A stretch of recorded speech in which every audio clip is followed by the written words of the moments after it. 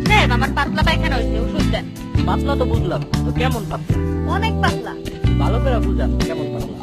এই মনে করেন আপনি মুখে নিয়ে কুলি করতে পারবেন। এই নেন, আমি আপনার ওষুধ লেখা দিতেছি। 1 সপ্তাহের ভিতরে নিশ্চিত আপনার পায়খানা শক্ত হয়ে যাবে। আপনার ওষুধ খেয়ে আমার পায়খানা তো অনেক শক্ত হয়ে গেছে। কেমন শক্ত? অনেক শক্ত। একটু ভালো করে বুঝান কেমন শক্ত। এই মনে করেন আপনার দাঁত দিয়ে কামড়াও ভাঙতে পারবেন না। স্যার, আমি আমার ওজন কমাইতে চাই। ও, তাহলে আপনি প্রত্যেকদিন সকালে 2টা রুটি খাবেন, দুপুরে হাফ প্লেট ভাত খাবেন ও রাতে 1টা রুটি খাবেন। এগুলাকে খাওয়ার আগে খাবো নাকি পরে খাবো? আপনার সমস্যা বলেন। আমার শ্বাস প্রশ্বাস নিতে খুব কষ্ট হচ্ছে। চিন্তা করেন না, আমি ওটা বন্ধ করে দেওয়ার ব্যবস্থা করতেছি। বলেন আপনার কি সমস্যা?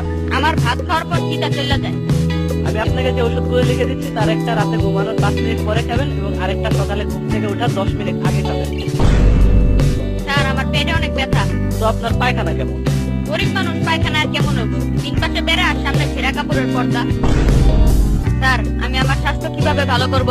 ভালো স্বাস্থ্যের জন্য প্রত্যেকদিন খেলাধুলা করা জরুরি। আমি তো প্রত্যেকদিন ক্রিকেট খেলি। তো কতক্ষণ খেলেন? যতক্ষণ মোবাইলের ব্যাটারিতে চার্জ থাকে। ডাক্তার সাহেব, আমি ঘোড়ার মতো কাজ করি, গরুর মতো খাই, কুকুরের মতো ক্লান্ত হয়ে পড়ি। আমি এখন কি করতে পারি? আমি কিভাবে বলবো? আমি তো পশুর ডাক্তার নই। আমার দেওয়া প্রেসক্রিপশনটা ফলো করছেন তো? করি নাই, কারণ ওটা ফলো করলে আমি এতদিনে মরে যেতাম। কেন? ওটা তো 4 তলা ছাদ থেকে পড়ে গেছিল। ডাক্তার, আমি কানে কম শুনি। আচ্ছা, তাহলে বলেন তো 6। 9।